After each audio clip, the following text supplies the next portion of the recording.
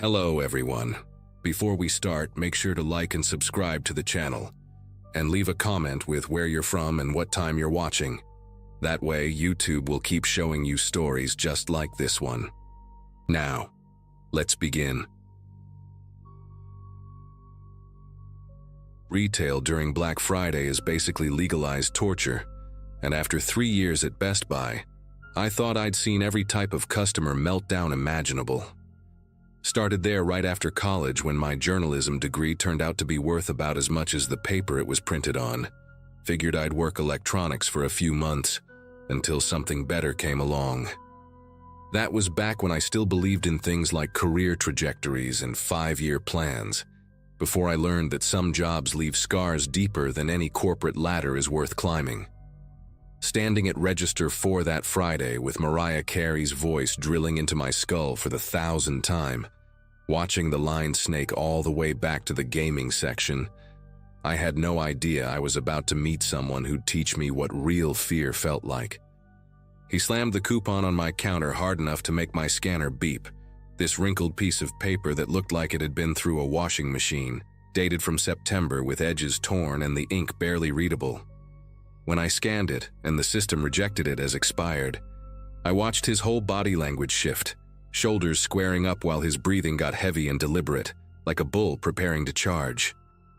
The guy was wearing this stained Jacksonville Jaguars jersey that hung loose on his wiry frame, and there was something about the way his pupils dilated when I started explaining store policy that made my throat go dry.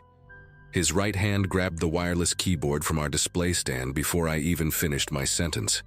And next thing I knew, it was flying at my face, the sharp plastic corner splitting my bottom lip open and painting my register screen with blood droplets. Pain exploded through my mouth and I stumbled backward into the gift card rack, tasting copper while blood ran down my chin and soaked into my work shirt. But he wasn't done. This maniac actually lunged across the counter, knocking over the credit card reader and sending promotional flyers flying everywhere, his fingers wrapping around my throat before I could even process what was happening. His grip was terrifying, fingers digging into my windpipe while his face got so close I could smell the stale coffee and cigarettes on his breath, could see the broken capillaries in his eyes as he squeezed harder. Customers were screaming, backing away, some pulling out phones to record instead of helping, and all I could think about was how my vision was starting to tunnel, these dark spots dancing at the edges while my lungs burned for air. Then Brandon from the Geek Squad counter came flying over, this massive former football player who grabbed the guy in a chokehold and yanked him backward, but not before the psycho bit down on his own tongue hard enough to fill his mouth with blood. As Brandon and 2 other employees pinned him to the floor, the guy turned his head toward me and spat, sending a spray of his blood mixed with saliva right across my face, into my eyes and mouth, making me gag and stumble toward the employee bathroom. I could hear him screaming behind me, this raw, primal sound that barely sounded human anymore, yelling that he'd wait outside until we closed, that he knew which car was mine, that this wasn't over. Security was already calling 911, but the damage was done. I was shaking so bad I could barely turn the bathroom faucet, watching the pink water swirl down the drain while my reflection showed me someone I didn't recognize, face splattered with a stranger's blood, lips swollen and still bleeding. Management gave me an hour break after the cops hauled him away, said I could go home if I wanted, but with Black Friday sales we were already understaffed, and honestly, I needed the holiday pay to cover December rent. My manager, Kevin, handed me a fresh polo shirt from the back and some paper towels with hydrogen peroxide, told me to take as long as I needed, that they'd comp my lunch from the break room vending machines.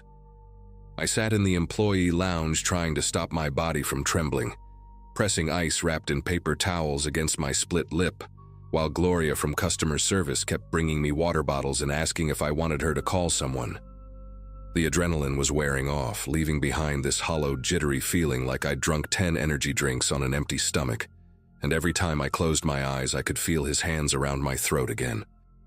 Around 2 in the afternoon, I finally felt steady enough to head to my car for some fresh air. Needed to get away from the recycled mall ventilation and the constant Christmas music that was making my head pound. My beat-up Corolla was parked in the employee section behind the store, and I was already lighting a cigarette before I noticed something was wrong with the hood. Someone had taken a key or maybe a screwdriver and carved deep gouges into the paint, spelling out "lying bitch" in jagged letters that cut through to the metal underneath. My cigarette fell from my lips as I walked around the car, finding long scratches down both sides, the driver's side mirror hanging by its wires and what looked like spit marks all over the windshield that had dried into crusty white spots.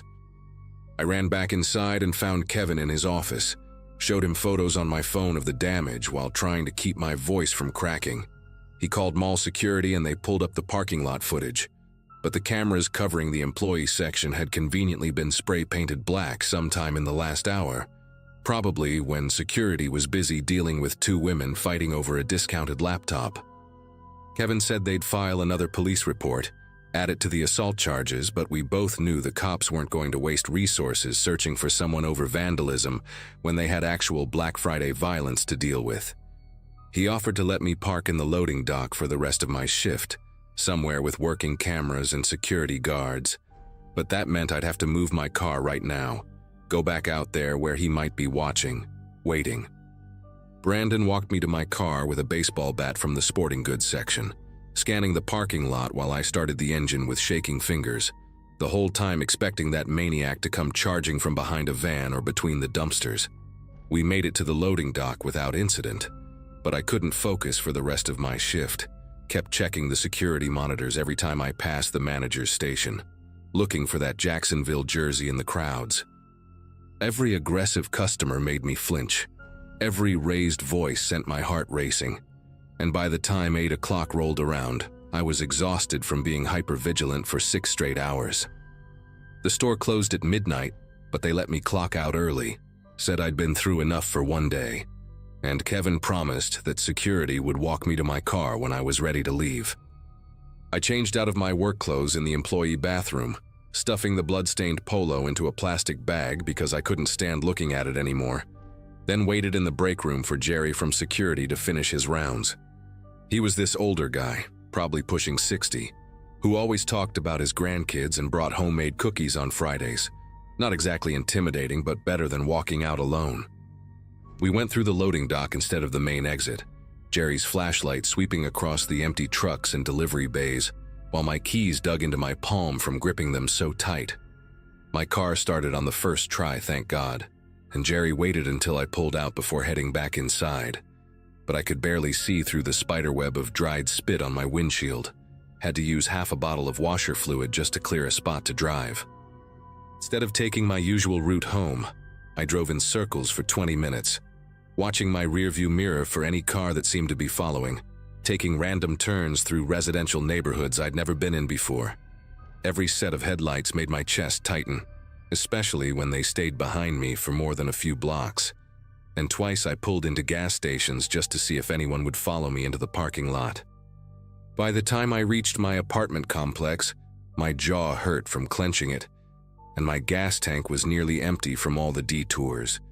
But at least I was certain nobody had followed me home. I parked under a streetlight close to the building entrance, practically ran to the door with my keys between my fingers like tiny weapons, and didn't breathe properly until I heard my deadbolt click into place.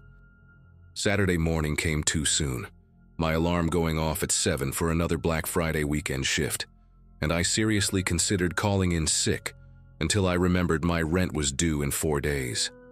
I took a different route to work, parked in the customer lot instead of employee parking, and made it through most of my shift without incident. Just the usual holiday shopping chaos and exhausted co-workers running on energy drinks and determination. But around 9 that night, an hour before closing, I was restocking gift cards near the back exit when I heard tapping on the emergency door, the one we used for smoke breaks that supposedly only opened from the inside. Through the narrow window I saw him, still wearing that same filthy Jaguars jersey, holding what looked like a broken beer bottle in one hand while the other hand beckoned me closer, his mouth moving like he was trying to tell me something important. My whole body went rigid. Couldn't move, couldn't breathe, just stood there staring at his face pressed against the glass while he kept tapping with the bottle, leaving little scratches on the window with each tap.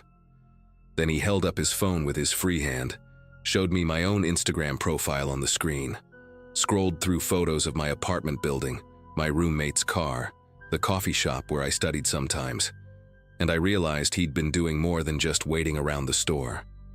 He pointed at the door handle, mouthed the words, "Open up," then drew the jagged edge of the bottle across his own throat in a slashing motion before pointing it at me, and that finally broke my paralysis enough to stumble backward and scream for security. Jerry and 2 mall cops came running within seconds, but by the time they got outside, he was gone. Just some blood drops on the concrete where he'd apparently cut his hand on the bottle, and a fresh scratch in the door's paint that spelled out, "Soon."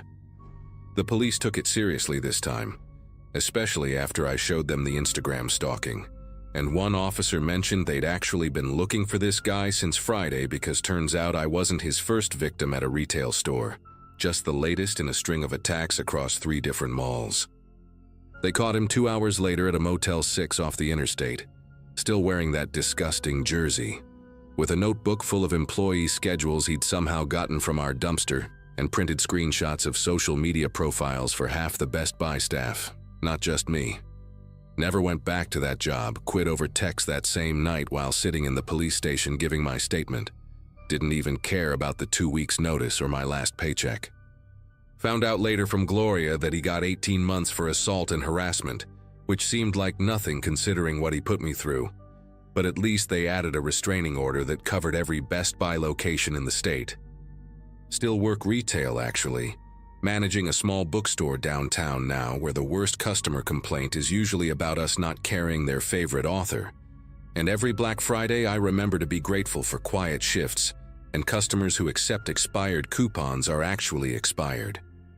Sometimes I still check my rearview mirror more than necessary, still park under streetlights, still feel my throat tighten when someone gets too aggressive about a return policy.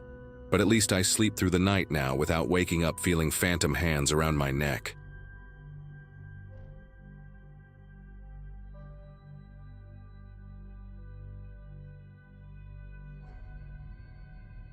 My divorce papers were barely 2 months old when I found myself standing outside that electronics store off Highway 40, clutching a thermos of coffee that had gone cold hours ago. 4 in the morning on Black Friday, surrounded by strangers wrapped in blankets and puffer coats, all of us pretending we weren't slightly insane for being there.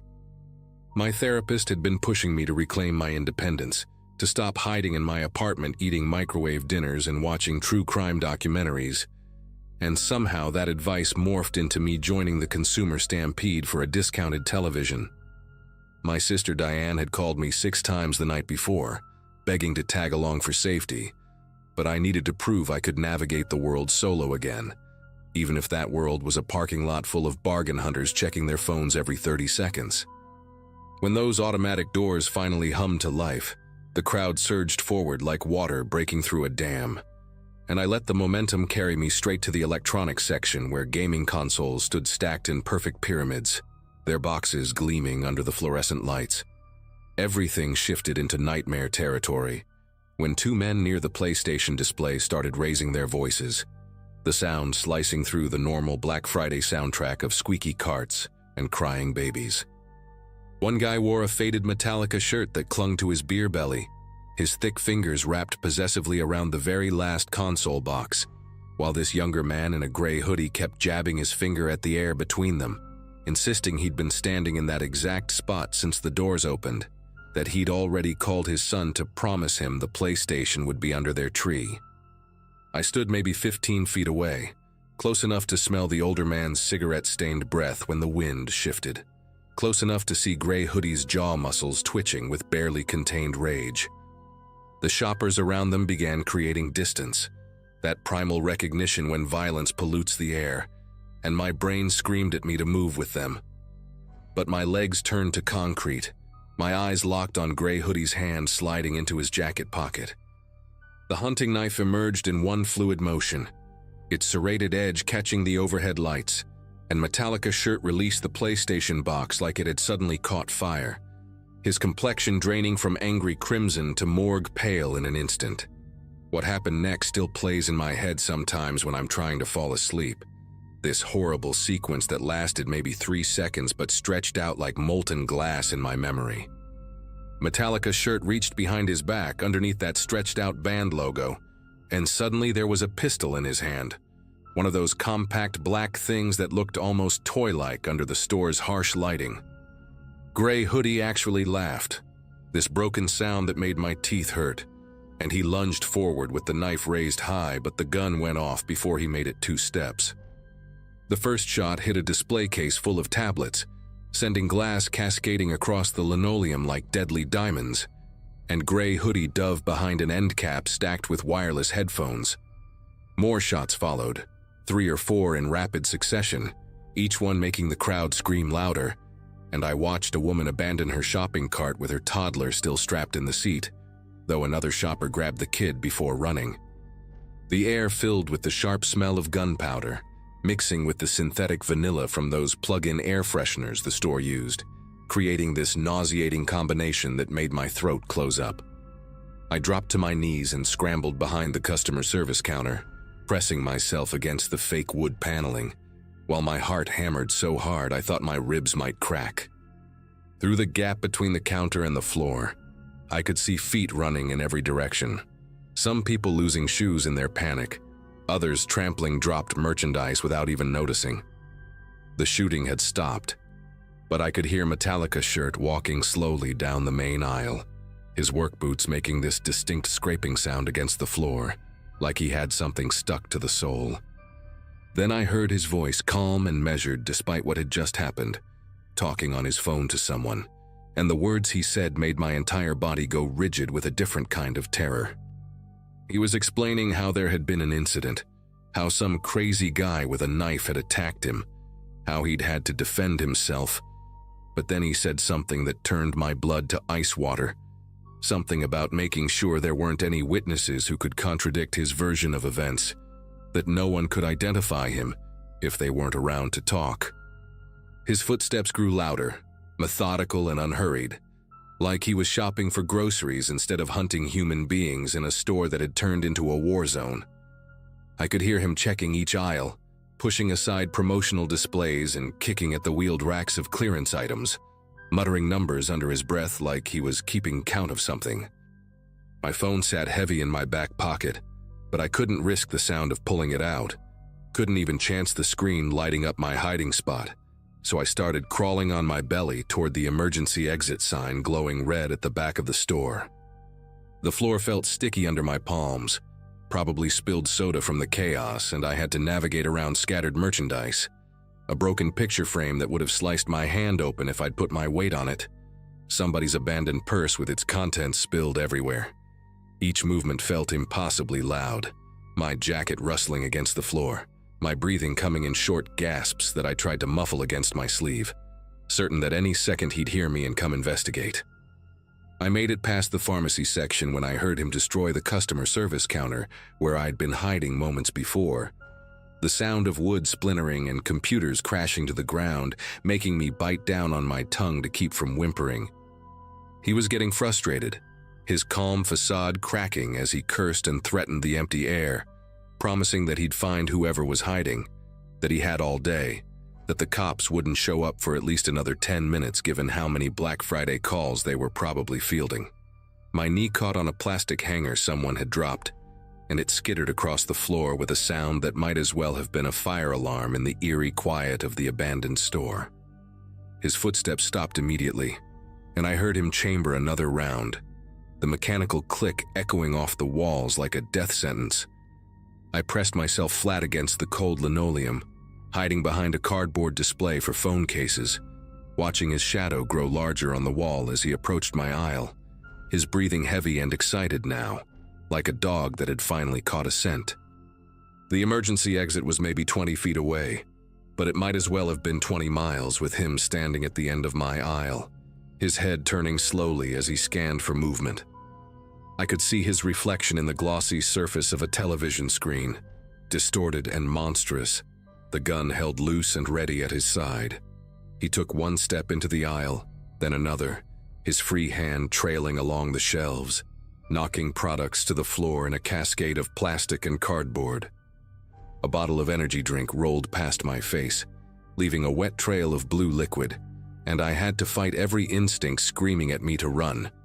He was maybe 10 feet away when his phone rang, the sound so sudden and jarring that we both jumped, and he answered with an irritated grunt, turning slightly away from my direction. That half-second of distraction was all I needed to launch myself toward the exit, my sneakers slipping on the wet floor as I scrambled for traction, throwing myself against the emergency door's push bar with my full weight. The alarm that erupted when I hit that door was beautiful and terrible all at once. A shrieking wail that would definitely draw attention, but also announced my exact location to the maniac with the gun. I heard him roar something behind me, then the sharp crack of gunfire, and the metal door frame sparked where a bullet struck inches from my head, tiny fragments of hot metal stinging my cheek. The parking lot stretched out before me, cars scattered randomly where panicked shoppers had abandoned them with doors still open and engines running, and I sprinted toward my beat-up Nissan parked in the third row, fumbling for my keys while trying not to trip over the concrete parking blocks. Another shot rang out and a car window to my left exploded in a shower of safety glass that glittered in the early morning sunlight. My fingers finally found the key fob, and I clicked the unlock button repeatedly, diving into the driver's seat and slamming the door just as I saw him burst through the emergency exit. His face twisted with rage, that Metallica shirt now splattered with what looked like someone else's blood. The engine turned over on the second try, my foot jamming the gas pedal before I'd even shifted into drive properly, causing the car to lurch forward and clip the bumper of a minivan. I could see him in my rearview mirror, raising the gun again, and I ducked instinctively as my rear window exploded, showering me with glass pebbles that got caught in my hair and fell down the back of my shirt. The tires screamed against the asphalt as I took the corner too fast, sideswiping a light pole that left a long scrape down the passenger side. But I didn't care about the damage, only about putting distance between me and that monster. I made it to the parking lot exit when I saw something that made my whole body go numb with fresh panic. A white pickup truck peeling out of a spot near the store entrance, the same truck I'd noticed earlier with the Confederate flag bumper sticker and the missing taillight, and I knew without a doubt it was him coming after me. The main road was already filling with morning traffic, people heading to other stores for their Black Friday shopping, completely unaware that a killer was about to merge into their midst. I ran the red light at the intersection, earning angry honks in a near collision with a delivery truck, but I could see that white pickup growing larger in my mirrors, weaving through traffic like a shark through schools of fish. My phone was still in my back pocket, crushed between me and the seat, and I managed to pull it out with one hand while trying to steer with the other, hitting 911 and putting it on speaker.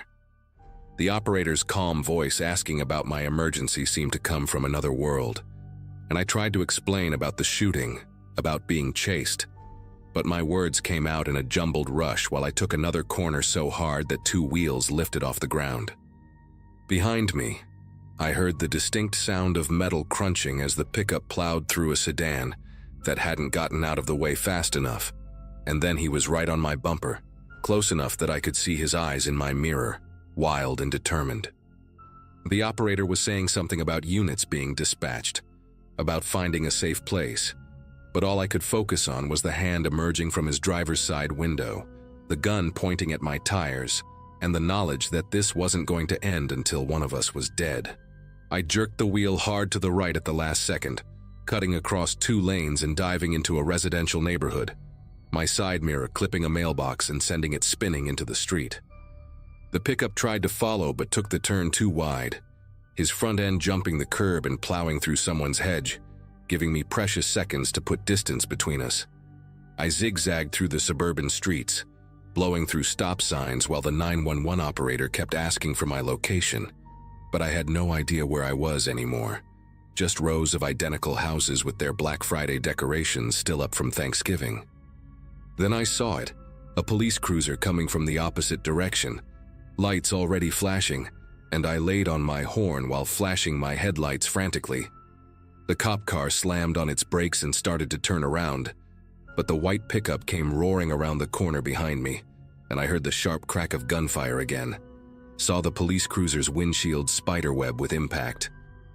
Everything erupted into chaos as more sirens filled the air, multiple police cars converging from different directions, and the pickup suddenly veered off, smashing through a wooden fence and disappearing between two houses. I pulled over to the curb and just sat there shaking, my hands welded to the steering wheel, while police cars screamed past in pursuit.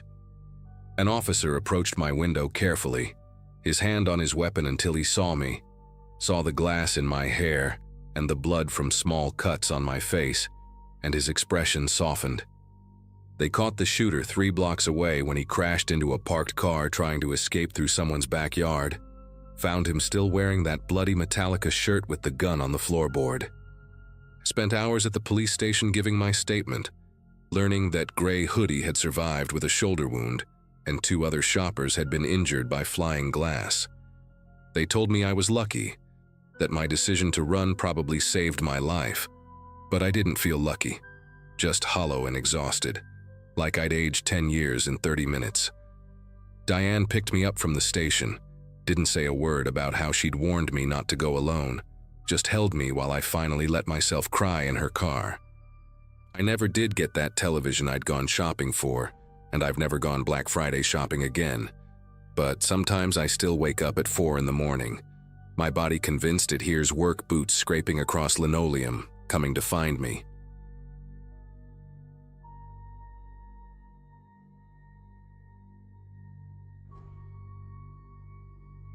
Four in the morning might seem insane to wake up just for a sale, but I needed that drill set bad enough to set 3 alarms on my phone.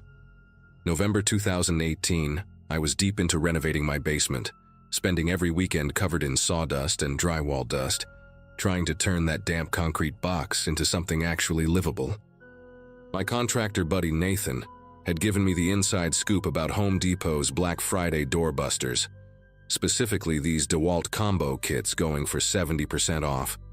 And after burning through 2 cheap drills already that fall, I knew I needed something that would last. I'd just turned 31 that October, and I kept telling myself I was building something real, something permanent, not just renting anymore, but actually investing in my own space. I pulled into the Home Depot parking lot with my old Steelers jacket zipped up tight, saw the crowd already forming in the darkness, and parked way in the back where there were still spots open. Walking toward those doors, seeing all those people bouncing on their feet to stay warm, I actually felt excited, like I was part of something, just a guy trying to save money on tools. When those automatic doors finally slid open at 5 sharp, it was pure chaos.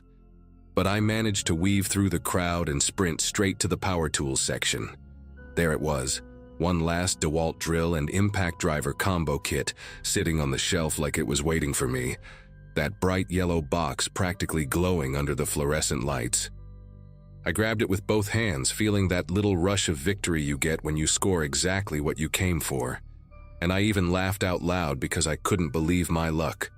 I turned to head toward the checkout, the box tucked under my arm like a football, already thinking about all the projects I could finally finish, when I felt this massive force slam into my back. My body pitched forward hard, and I remember seeing the metal shelf edge coming at my face in slow motion, that silver corner getting bigger and bigger until everything exploded in this wet, crunching sound that I later realized was my teeth breaking. The pain hit like electricity shooting through my skull, and when I touched my mouth, my fingers came away red and holding what looked like white pebbles that used to be parts of my front teeth. I spun around, still holding the drill set somehow, blood dripping from my mouth onto the white tile floor. And there was this guy standing right behind me, maybe 6'2", built like he spent serious time in the gym, wearing a black North Face jacket and a baseball cap pulled low. His face had this weird calmness to it, like pushing someone into a metal shelf was just a normal Friday morning activity, and his eyes kept flicking between my face and the yellow box in my arms. He took a step forward, close enough that I could smell the cigarette smoke on his jacket, and said real quiet, almost friendly, that I should hand over the drill set if I knew what was good for me. Blood was pooling in my mouth and I had to spit it out before I could even answer, watching it splatter dark red on the floor between us. and I told him he was insane if he thought I was giving him anything after what he just did. Other shoppers were flowing around us like water around rocks, everyone too focused on their own Black Friday mission to notice or care that I was standing there bleeding with some maniac threatening me over power tools.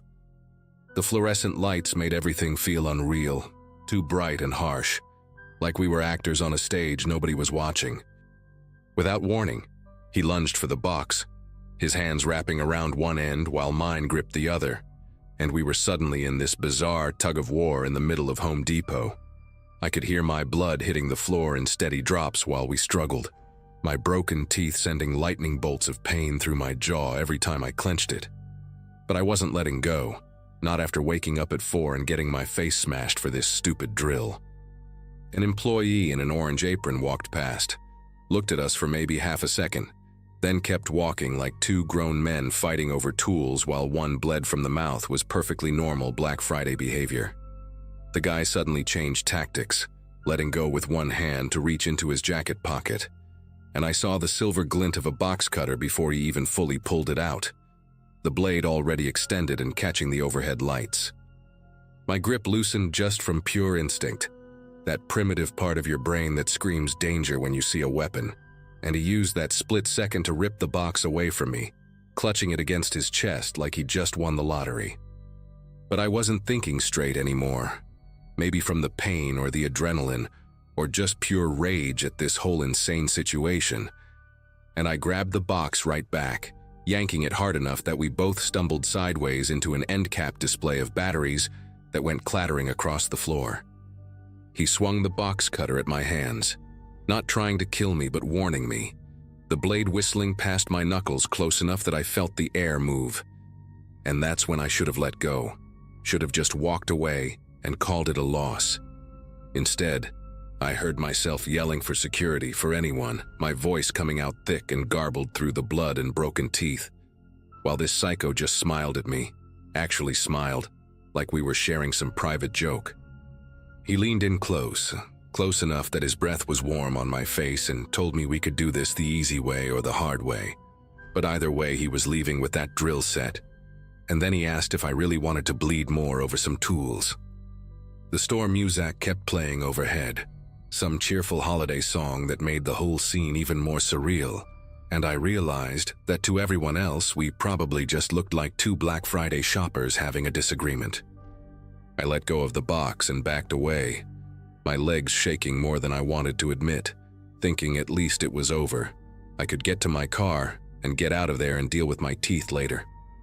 He nodded at me like we'd just completed a normal transaction, tucked the drill set under his arm and started walking toward the checkout like nothing had happened, leaving me standing there in a puddle of my own blood surrounded by scattered batteries.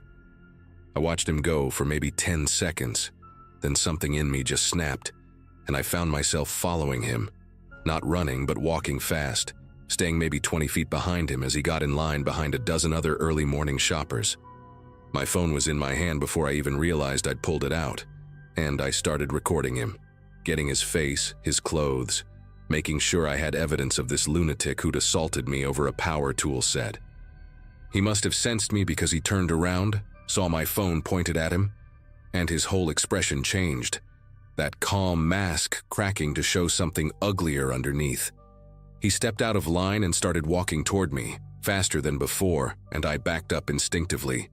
But he kept coming, the box cutter still visible in his jacket pocket, and I turned and headed for the exit, telling myself I was being smart, not running away. The parking lot was still dark, just the orange glow of the sodium lights making long shadows between the cars, and I could hear his footsteps behind me on the asphalt, steady and unhurried like he knew exactly where this was going. I reached my truck, fumbling with my keys while trying to keep an eye on him, and that's when I noticed my back right tire was completely flat, slashed clean through the sidewall in a perfect diagonal cut. Then I saw the back left, same thing, and I knew without looking the front tires would be the same. This sick feeling spreading through my chest as I realized he'd gone out to the parking lot while I was still inside, probably right after our first confrontation. He stopped about 10 feet away, still holding that yellow DeWalt box like a trophy, and pulled out a folded piece of paper from his pocket, waving it at me with that same calm expression. It was my registration from the glove compartment, and I knew right then he'd been in my truck, touched my stuff, probably went through everything while I was inside bleeding on the Home Depot floor. My insurance card was probably in his pocket too, with my home address printed right there in black and white. He walked closer, slow and deliberate, until he was standing right next to me at my driver's side door, and I could see every detail of his face in the ugly orange light, the acne scars on his left cheek, the gray starting to show in his stubble, the way his pupils looked too small even in the darkness. He told me real quiet that he knew where I lived now, knew I stayed on Oakwood Drive, even said my house number like he was reading it off my registration, and suggested maybe I should just forget this whole thing happened. Then he reached out and patted my shoulder, gentle almost like we were old friends, and said he'd hate for this to escalate any further, especially since he knew exactly where to find me if he wanted to continue our conversation later. The way he said conversation made my skin prickle, and I just stood there, couldn't move, couldn't speak, watching him walk away toward a beat-up white van parked a few rows over. He tossed the drill set in the back, climbed in the driver's seat, and pulled out slow, even using his turn signal like a normal person, while I stood there next to my truck with 4 slashed tires and blood still dripping from my mouth. But then he didn't leave, just circled back around through the parking lot, and I saw the van's headlights sweep across me as he pulled up right behind my truck, blocking me in completely. He sat there with the engine running, just watching me through his windshield, and I could see his silhouette in the driver's seat, not moving, just sitting there like he had all the time in the world. Tried to act like I was calling someone, holding my phone to my ear, but my battery was dead because I'd been using it all morning to check Black Friday deals, and I was basically just talking to nobody, hoping he couldn't tell from where he was sitting. After maybe 2 minutes that felt like 2 hours, he rolled down his window and yelled out asking if I needed a ride home, his voice carrying this fake concern that made me want to throw up. And when I didn't answer, he laughed, this deep belly laugh that echoed off the empty cars around us. Then he put the van in reverse, backed up just enough to clear my truck, and sat there again, engine still running, waiting for something I couldn't figure out. I finally decided to just walk back into the store, maybe find security, or at least be around other people. But the moment I took a step away from my truck, he gunned the engine, not moving but revving it loud enough that I jumped back. He did this every time I tried to move, like some sick game, keeping me pinned there next to my useless truck while other shoppers loaded their cars all around us, nobody paying attention to the guy with the bloody mouth trapped by some maniac in a van. Then suddenly he was out of the van and walking toward me again, fast this time, and before I could react he had me pressed against my truck door, one hand on my throat, not squeezing hard but just enough to let me know he could. His face was inches from mine, and I could smell coffee and something sour on his breath when he told me he'd changed his mind about letting this go, that maybe he'd swing by my house later that night, check out what other tools I had in my garage. He grabbed my wallet from my back pocket while he had me pinned, flipped through it right there in front of me, and made a show of memorizing my driver's license before tossing it on the ground. Then he did something that still makes me sick to think about. Pulled out his own phone and took a picture of me standing there against my truck, blood all over my face, looking absolutely destroyed, and said he wanted something to remember our Black Friday shopping trip together. He backed away slowly, keeping his eyes on me the whole time, and told me I had 2 choices. Either I could call the cops and explain how I got my ass kicked over a drill, maybe have him show up at my house while I was at work next week, or I could chalk this up to a bad morning and move on with my life. The threat wasn't even subtle, and the worst part was how reasonable he made it sound, like he was doing me a favor by giving me options, and I knew right then that calling the police would just make everything worse, because this guy was clearly not afraid of consequences. He got back in his van, started it up again, and this time actually drove away, but not before stopping at the parking lot exit to give me a little wave, like we were buddies who'd just had coffee together. I stood there for another 20 minutes, waiting to make sure he was really gone, then called Nathan to come get me, making up some story about vandals slashing my tires because I couldn't even begin to explain what had really happened. I never went back to that Home Depot, never finished my basement renovation, and ended up selling my house 6 months later because I couldn't sleep, knowing that Psycho knew where I lived. Nathan helped me move to a place across town, a little apartment with good locks and security cameras, and I told everyone it was because the commute was better, but really I just needed to be somewhere that guy couldn't find me. The dental work cost me $4,000 even with insurance, 3 crowns and a root canal. And every time I look in the mirror, I can still see where my teeth don't quite match the originals. These little reminders of the morning I learned what people are really capable of over a 70% discount.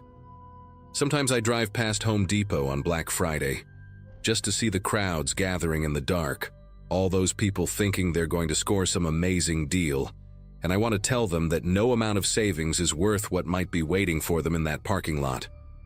I know that guy is probably still out there, probably pulled the same thing on other people, maybe worse. And the thing that keeps me up at night isn't just what he did, but how easy it was for him. How he'd clearly done it before and would definitely do it again.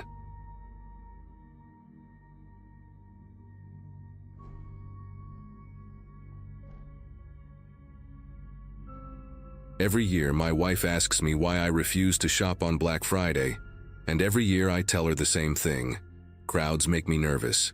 She thinks I'm being dramatic, but she wasn't there in 2016 when everything went sideways at that electronics store on Riverside Boulevard. I'd just turned 31 that October, still naive enough to think saving 40% on a laptop was worth camping outside a store at 4 in the morning with my buddy Craig. We'd brought folding chairs, thermoses of coffee, even a portable phone charger, thinking we were so prepared for the 5-hour wait ahead of us. Craig kept joking about how his girlfriend would finally stop complaining about his ancient computer once he scored that doorbuster deal, and I laughed along, completely unaware that in less than 2 hours, I'd be running for my life.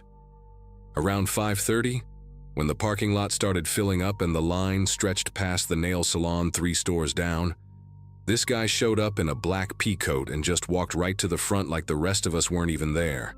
Not behind the last person in line, not even trying to blend in somewhere in the middle, but straight to the glass doors where the first 10 people had been waiting since midnight. Everyone started grumbling. A few people called out to him, but he just stood there with his hands in his pockets, staring at his reflection in the storefront window. Something about his posture, the way his shoulders stayed perfectly square while everyone else was shifting from foot to foot in the cold, made my chest tighten. Craig nudged me and whispered that someone should say something, and before I could tell him to leave it alone, my mouth was already opening, already calling out to the guy that there was a line, that people had been waiting for hours. He turned around slow, real slow, like he had all the time in the world. First thing I noticed were his eyes, pale gray like dirty ice, and the way they didn't blink once while he stared at me. He was maybe 6'2", built like someone who spent time in a gym but not for show, more like someone who lifted heavy things because they needed to be moved.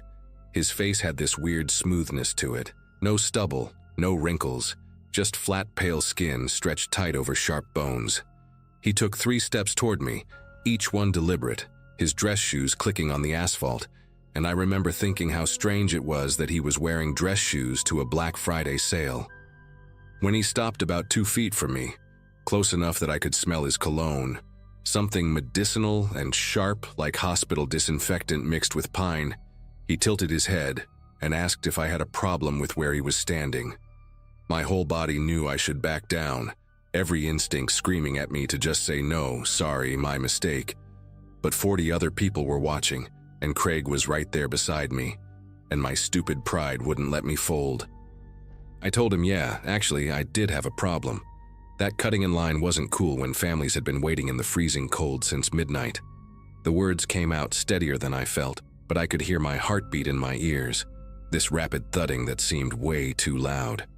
He smiled then, not with his whole face, just his mouth pulling back to show teeth that were too white, too straight, like dentures on someone too young to need them. Then his right hand came up fast, faster than I could process, and connected with my jaw in this perfect uppercut that snapped my head back and sent me stumbling backward into Craig, who caught me just before I hit the pavement.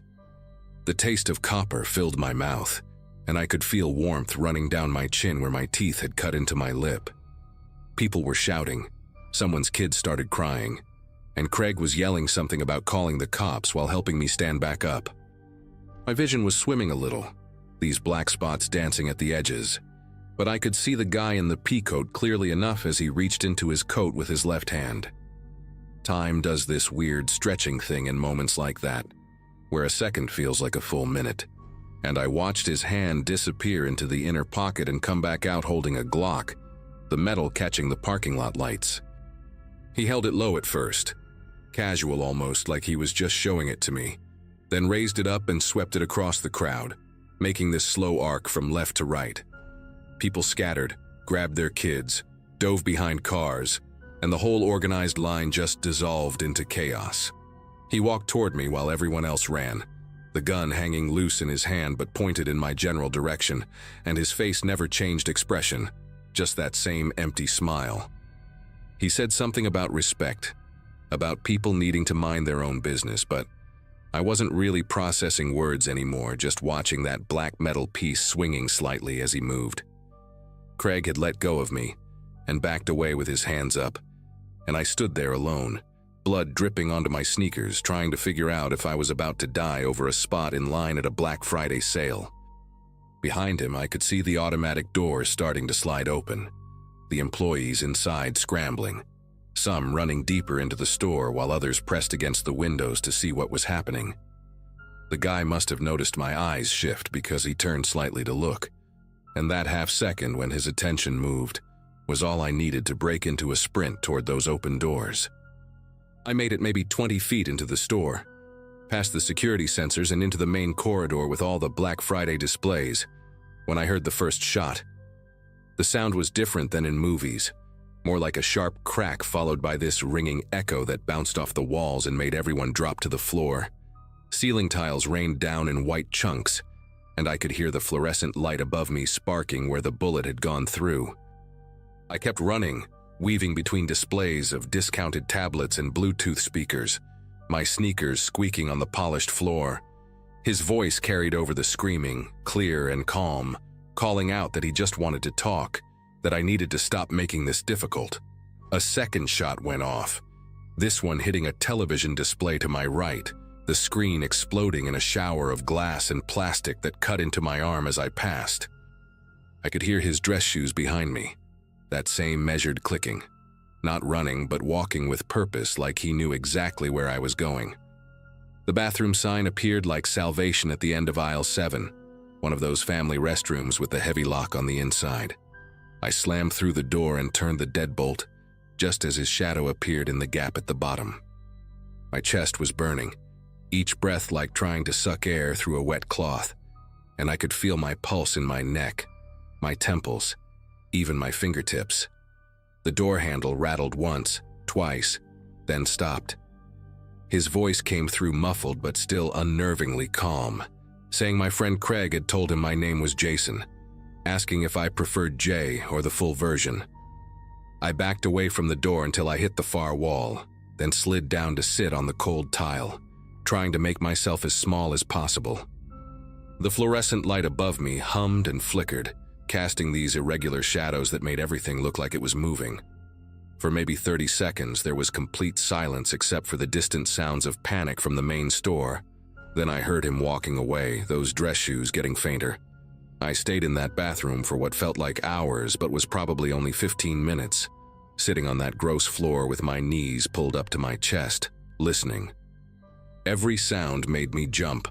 The automatic paper towel dispenser randomly activating, the toilet running, footsteps from the store that could have been anyone. Then came the sirens, first one, then 3, then what sounded like every cop car in the city converging on the parking lot. Red and blue lights flashed through the small window near the ceiling, painting the walls in alternating colors. I could hear radios crackling, officers shouting commands, The mechanical voice of someone on a megaphone telling everyone to exit calmly with their hands visible. Part of me wanted to leave right then, to run out and find safety with the police, but my legs wouldn't work, just stayed locked in place like they'd forgotten how to support weight.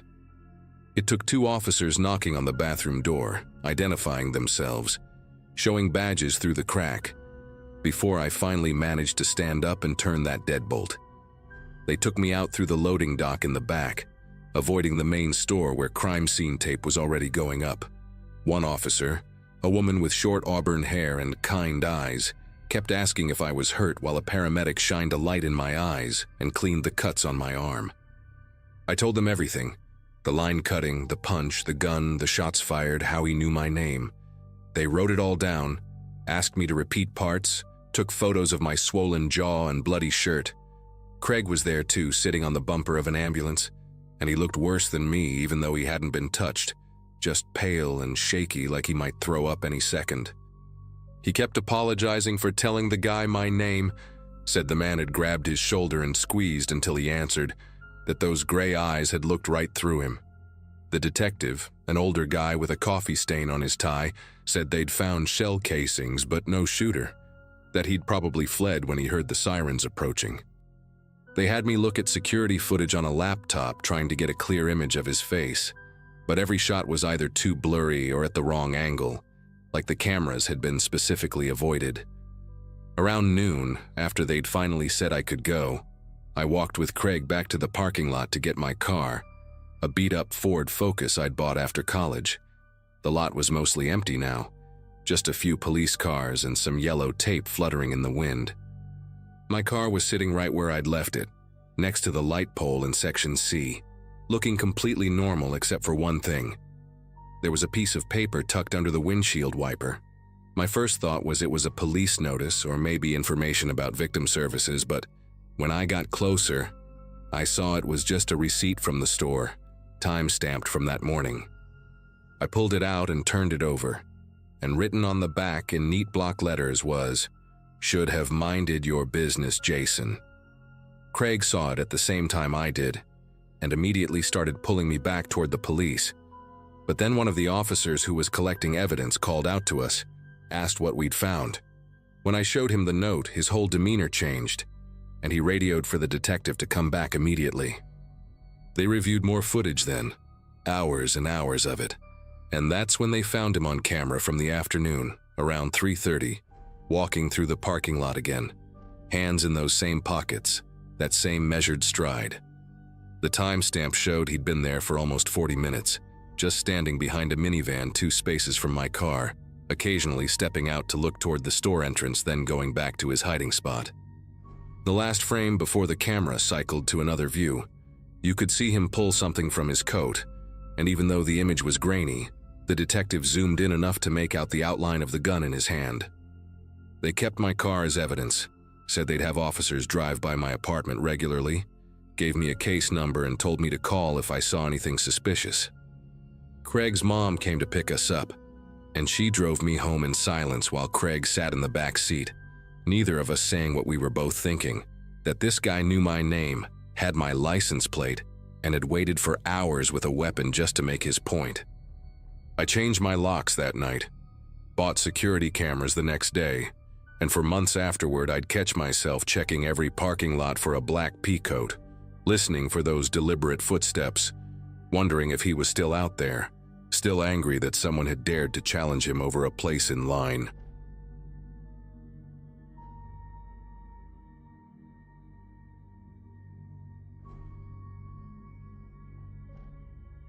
When my younger sister got engaged in October of 2015, she asked me to be her maid of honor and gave me a picture of this rose gold Michael Kors watch she wanted all the bridesmaids to wear.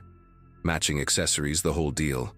Problem was, the thing cost $200 and I was barely scraping by on my pharmacy tech salary. But then I saw Macy's was doing this massive Black Friday sale, and that exact watch was going to be marked down to $70. $70. I set 3 alarms, mapped out my route through the store, and convinced my roommate Vanessa to come with me for moral support. She thought I was insane, said Black Friday shopping was for people with a death wish, but I promised her breakfast after, and she caved. I remember being weirdly excited about it, like it was some kind of mission. Get in, grab the watch, get out. Simple. We got to the mall at 4 in the morning and the parking lot already looked like a disaster movie. Cars everywhere, people speed walking toward the entrance with this wild look in their eyes. The second those doors opened, it was chaos. Pure, unfiltered chaos. People were shoving, carts were ramming into each other, and someone knocked over an entire display of perfume bottles that shattered across the floor. Vanessa grabbed my arm and said we should just leave, but I was locked in. I needed that watch. We fought our way to the jewelry section, and I swear it felt like swimming upstream through a river of desperate shoppers. When we finally got there, I saw it. One rose gold Michael Kors watch left on the display table, marked down with a big red sticker. My heart was pounding. I reached out, my fingers were maybe 2 inches away from it, and that's when I felt it. Someone grabbed a fistful of my hair from behind and yanked me backwards so hard I thought my scalp was going to rip off. I stumbled, completely off balance, and before I could even process what was happening, I felt myself falling backward into something solid. The glass display case. The sound it made when I hit it was this sick, splintering crack, and then everything just exploded. Shards went everywhere. I felt this immediate burning sensation across both my arms, and when I looked down, there was blood. So much blood.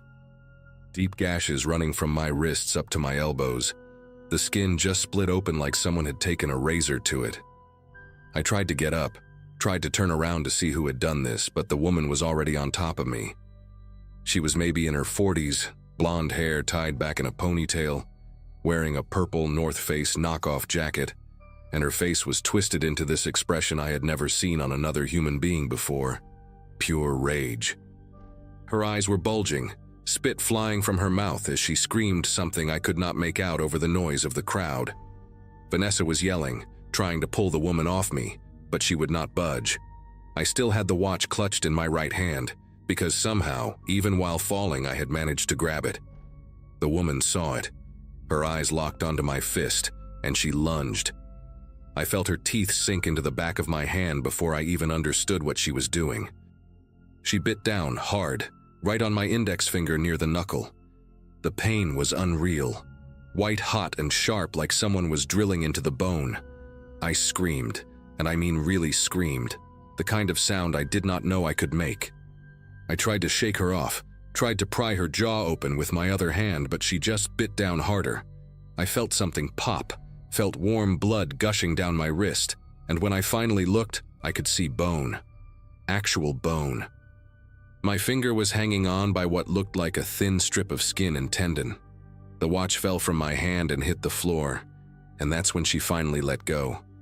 She snatched it up like some kind of animal grabbing prey, and for a second, I thought it was over. But then she turned back to me and her mouth was covered in my blood, dripping down her chin, staining her teeth. She leaned in close, so close I could smell the coffee on her breath mixed with the metallic tang of blood, and she said, "I'm going to find you in the parking lot." Not yelled it, said it. Calm and deliberate, like she was telling me the weather forecast. Then she repeated it louder. "I'm going to find you in the parking lot, you stupid bitch." Security finally showed up, 2 guys in yellow vests who looked absolutely horrified. They grabbed her arms, tried to pull her away, but she kept screaming, kept pointing at me. "That's mine. She stole it from me. I'm going to kill her." Over and over, even as they dragged her toward the exit. People had their phones out, recording everything. Some were just standing there with their mouths open. Nobody helped. Nobody did anything until it was already done. Vanessa wrapped her jacket around my arms to try and stop the bleeding, but it was not working. The cuts were too deep. My hand was throbbing, the finger just dangling there, and I started feeling dizzy, really dizzy. The store manager came over with a first aid kit, but one look at my hand and he just said, "We need an ambulance." I remember sitting on the floor, leaning against a checkout counter, staring at the blood pooling around me and thinking how stupid this all was. How absolutely insane it was that I almost died over a $70 watch. The paramedics arrived maybe 10 minutes later, though it felt like hours. They wrapped my hand in gauze, put pressure bandages on my arms, and loaded me onto a stretcher. Vanessa rode with me in the ambulance, holding my good hand the whole time, and I could tell she was trying not to cry. I kept apologizing to her. I don't even know why. I just kept saying sorry over and over. They took me to Mercy General, and the emergency room was packed. Apparently, Black Friday is a nightmare for hospitals too. Lots of trampling injuries, heart attacks, people getting into fistfights over discounted televisions. I got bumped up the line because of how bad my hand looked. A doctor came in, this older guy with gray hair and glasses, and he did not sugarcoat anything. He said the bite had severed the tendon completely, fractured the bone, and there was significant tissue damage. They were going to try to save the finger, but I needed surgery immediately. He also said I would need a rabies shot and antibiotics because human bites are apparently worse than animal bites. Something about the bacteria in our mouths being disgusting. They wheeled me into pre-op, gave me something for the pain that made everything feel floaty and distant, and I remember staring at the ceiling tiles, counting them, trying to focus on anything except what had just happened. Vanessa stayed in the waiting room. She texted me before they put me under, said the police wanted to talk to me after the surgery. When I woke up, my hand was wrapped in this massive bandage that looked like a boxing glove. The doctor told me the surgery went well, that they reattached the tendon and pinned the bone, but I would need months of physical therapy. Maybe never get full mobility back. I was still groggy, still processing everything, when a nurse came in and handed me my phone. She said Vanessa had left it with her before going to move my car to a better spot in the parking garage. I unlocked it, planning to text my sister and tell her I would not be making Thanksgiving dinner, and that's when I saw them. 3 photos. No number attached, just an unknown contact. The first photo was of my car, my blue Mazda sedan parked in the hospital lot under a streetlight. The second photo was closer. My tires. All 4 of them slashed, completely flat, rubber shredded like someone had gone at them with a knife. And the third photo was of my windshield, a piece of paper tucked under the wiper blade. I could not read what it said in the photo, but I did not need to. The message that came with the pictures told me everything. Should have given me the watch. That was it. 5 words. I felt my chest tighten, felt this wave of panic crash over me that made the pain in my hand seem like nothing. She had followed me. Followed the ambulance, somehow figured out where I was, found my car in the parking lot, and destroyed it. And she had taken photos, sent them to me, which meant she had my phone number. I started shaking so badly that I dropped the phone on the bed. The nurse must have seen the look on my face because she asked if I was okay, if I needed her to call someone. I could not even answer. My throat felt like it was closing up. All I could think about was that woman's face. Her blood-covered mouth, the way she had said she would find me. And she had. She actually had. I hit the call button about 15 times until a different nurse came running in, and I just showed her the phone. Showed her the pictures. She went pale, immediately called security, and within minutes there were 2 hospital security guards in my room, asking me questions I could barely answer. They called the police and 2 officers showed up maybe 20 minutes later. I told them everything, showed them the photos, told them about the attack at Macy's, gave them the best description I could of the woman. Purple jacket, blonde ponytail, maybe 5'6", stocky build, that crazed look in her eyes. One of the officers wrote everything down while the other one went to check on my car. When he came back, his expression told me it was bad. He said the tires were definitely slashed, and the note under the windshield said the same thing as the text. Should have given me the watch, written in black Sharpie on a torn piece of cardboard. He also said they found scratches on the driver's side door, like someone had keyed it, and the side mirror was smashed. The officer asked if I had any idea how she got my phone number, and I did not. I still don't. Maybe she saw it somewhere during the chaos. Maybe someone at the store gave it to her. I have no idea. All I knew was that this woman was not done with me.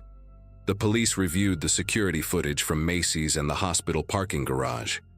They said they had clear images of her face, her license plate, everything they needed. Turns out she had been arrested twice before for assault, once at a grocery store in 2013, once at a department store in 2014, both times over sale items. Both times she had attacked someone and walked away. The officers told me they were issuing a warrant for her arrest, that she would be charged with aggravated assault, stalking, destruction of property, and probably a few other things. They assigned an officer to guard my hospital room for the rest of the night, and they told Vanessa not to go back to the parking garage alone. I barely slept. Every time I closed my eyes, I saw that woman's face, heard her voice, felt her teeth. The next morning, they discharged me with a stack of prescriptions and instructions for wound care. Vanessa drove me home in her car because mine was completely undrivable. I kept checking my phone the whole ride, terrified I would get another message, another photo, but nothing came. 2 days later, the police called. They had arrested her. Found her at her apartment in some suburb about 40 minutes from the mall. When they searched the place, they found the watch. My watch. Still in the Macy's bag with the receipt, sitting on her kitchen counter like some kind of trophy. They also found a folder, and this part still makes me sick to think about. Inside the folder were printed screenshots, pictures of my Facebook profile, my Instagram, photos of my apartment building that she must have taken herself. She had been planning something. I don't know what, and I don't want to know. The officer said she would be held without bail because of her prior record and the severity of the charges. He also said I would need to testify at the trial, which I did 6 months later. She got 4 years in prison. 4 years for nearly biting my finger off, for stalking me, for doing God knows what she was planning to do. My finger healed, sort of. It is permanently crooked now, and I cannot bend it all the way. I have scars running up both arms that look like someone drew jagged lines with a red pen. I never went Black Friday shopping again. Never will. And I bought my sister a different watch for the wedding, paid full price at a regular store on a regular Wednesday afternoon. She understood. Everyone understood.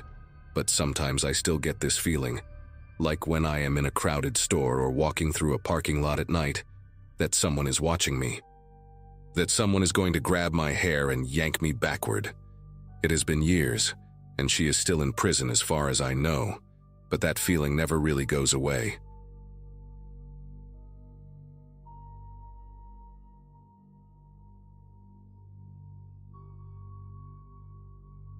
Anyone who's worked retail knows Black Friday is hell, but what happened to me during the 2017 sale turned into something way worse than dealing with angry customers fighting over discounted TVs. I'd been working at Penny's for about 8 months at that point, ever since dropping out of college the previous spring when my dad got sick, and I needed to help with bills. The job wasn't glamorous, mostly restocking shelves and running a register in the men's department, but it paid enough to cover my half of rent in the apartment I shared with my roommate Austin. The store had this policy where we all had to wear name tags with our full first names printed in big letters, which I never thought twice about until that night. Management scheduled me for the nightmare shift. 2 p.m. to 2 a.m., 12 straight hours of scanning items and fake smiling at exhausted shoppers while my feet screamed inside my non-slip shoes. The guy first came through my line around 4 p.m., right when the initial wave of doorbuster hunters had cleared out, and the steady stream of evening shoppers started trickling in. He was probably in his mid-40s, average height, thinning brown hair combed sideways across his scalp in that way some men do when they're fighting baldness, wearing khaki pants and a gray pullover sweater that looked too warm for inside the store. What struck me immediately was how he maintained eye contact the entire transaction, not in a normal, being polite to the cashier way, but in this intense, unblinking way that made my neck feel hot. He bought a single pack of socks, white athletic socks, the cheapest ones we carried, which seemed weird for someone shopping on Black Friday when everything good was on sale. When I told him his total was $467, he handed me a $5 bill, but kept his fingers on it for a second too long after I grabbed it, so we were both holding the money at the same time. "You have really nice hands," he said, his voice soft and oddly gentle, almost tender. Very delicate fingers. "Do you play piano?" I just laughed it off with some non-committal response and gave him his change, watching as he took his small bag and walked toward the exit, though I noticed he stopped near the cologne display and seemed to just stand there, not looking at products, just standing. He came back through my line at 5:30 p.m. Same guy, same unsettling stare, this time buying a single greeting card, one of those generic thinking of you cards with flowers on the front. The store was getting more crowded as people got off work and came in for the extended sale hours, so I had a line of 6 or 7 people behind him, all looking impatient and tired. "Hi again," he said, like we were old friends. And then he did this thing where he tilted his head slightly and smiled, but only with his mouth, not his eyes. "Busy night for you, huh? You must be exhausted, working so hard." He said my name then, Mallory, reading it off my name tag but saying it slowly, like he was tasting each syllable. I scanned his card, told him the price, and he paid with exact change this time. Coins he counted out one by one into my palm, his fingertips brushing my skin with each quarter and dime. The woman behind him in line huffed loudly, annoyed at how long he was taking. After he left, I helped the rest of my customers on autopilot, but I kept glancing up between transactions, scanning the store floor, and sure enough, I spotted him about 20 feet away, standing near a display of discounted luggage, phone in his hand, just watching my register. The third time he appeared was around 7 p.m., and that's when my stomach started to genuinely hurt. He bought a travel-size bottle of hand lotion this time, and when I scanned it, he said, "I was reading that cashiers get really dry hands from handling money and receipts all day. The paper absorbs the moisture from your skin. I thought maybe you could use this." He slid the bottle back across the counter toward me after I'd bagged it. "It's for you, actually. A gift." My throat went tight and I managed to say, "I can't accept gifts from customers, but thank you," and pushed it back toward him. My co-worker, this older woman named Beverly, who worked the register next to mine, glanced over with a concerned look. The man just smiled again, that same disconnected smile, and took the lotion back. "That's okay. I understand. There are rules." Then he leaned in slightly, close enough that I could smell his cologne, something heavy and woody that made my eyes water, and said quietly, "I saw on your Facebook that you're studying to be a veterinarian. That's really admirable. Animals are pure souls, not like people." He said it so casually, like he was commenting on the weather, and then he walked away before I could even process what he'd just said. I hadn't been on Facebook in weeks, rarely posted anything, and my privacy settings were set to friends only, I was sure of it.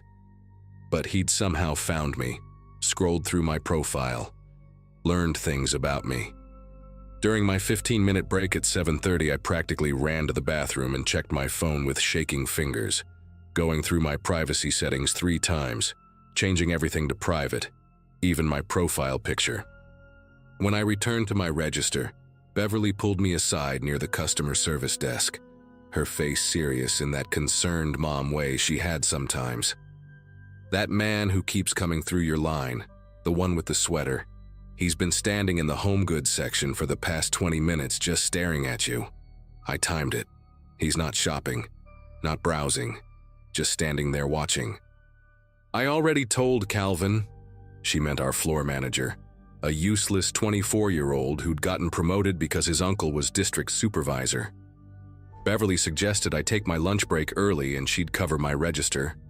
Maybe the guy would get bored and leave. I wanted to hug her. I clocked out for my 30-minute lunch at 8:15 and went to the break room in the back, past the storage area where they kept overstock and the time clock. The break room was depressing as always. Fluorescent lights buzzing, old refrigerator humming, a table with mismatched chairs and a couch that smelled like old French fries. I sat there eating the sandwich I'd packed that morning, turkey and cheese that had gone warm and soggy in my locker, trying to calm down by scrolling through Instagram, looking at pictures of my friend Kelsey's dog, anything to feel normal. But my leg wouldn't stop bouncing under the table, and I kept checking the time on my phone every 2 minutes, dreading going back out to the floor. My lunch ended at 8:45, and I walked back through the storage area, past the rows of metal shelving units stacked with boxes, and that's when I saw him. He was there, in the storage area, employees only, looking at boxes of inventory like he was supposed to be there. My entire body went cold but also hot at the same time, like a wave of electricity. "How did you get back here?" I asked, trying to sound authoritative, but my voice came out thin and uncertain. He turned slowly, and he had that smile again. "The door was open. I was looking for the restroom and got turned around. This store is like a maze, isn't it, Mallory?"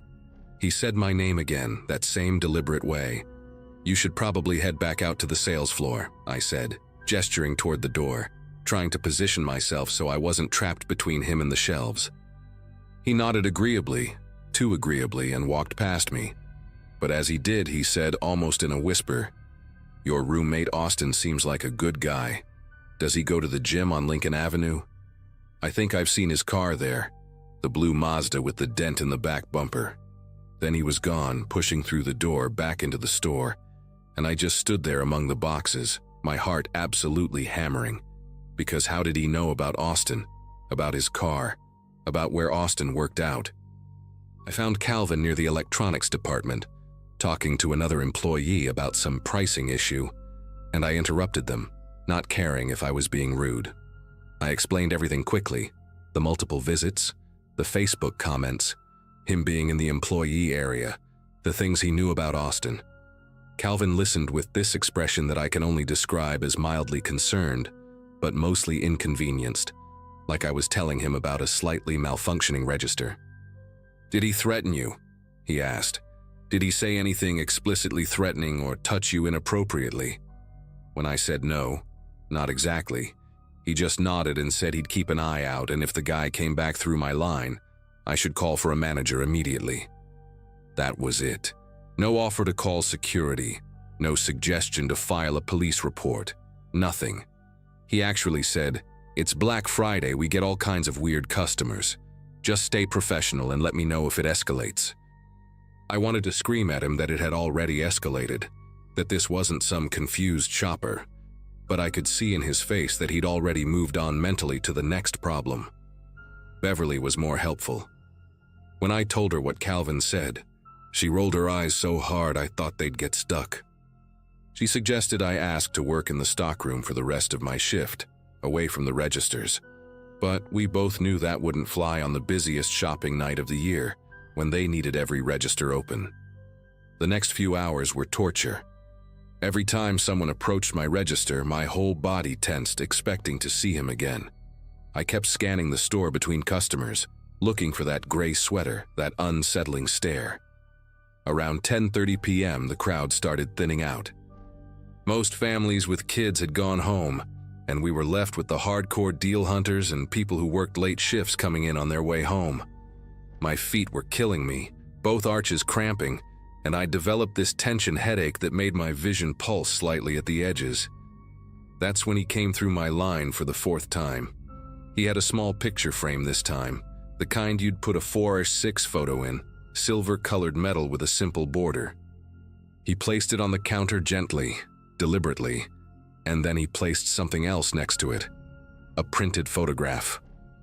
I looked down at it, and my vision actually went blurry for a second. It was a picture of me, taken from across the store earlier that evening. I could tell by what I was wearing and the angle. Taken from somewhere near the home goods section, where Beverly said he'd been standing. In the photo, I was mid-transaction with a customer, looking down at the register screen, completely unaware I was being photographed. "I thought you might want this," he said conversationally, like he was offering me a coupon.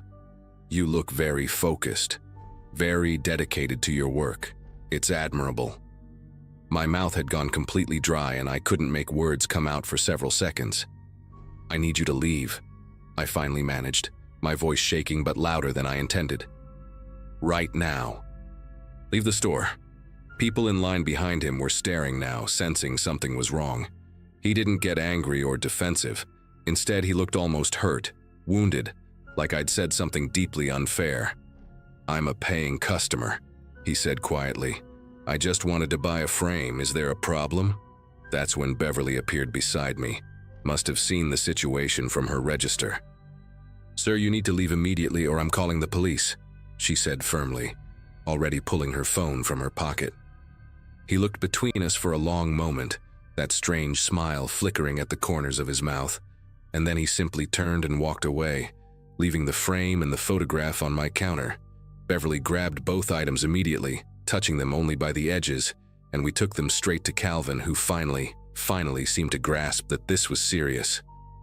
He called mall security, who took a statement from me and Beverly, took the photograph as evidence, and said they'd review security camera footage to get a clear image of the man. They walked the entire store with us, but he was gone, completely vanished.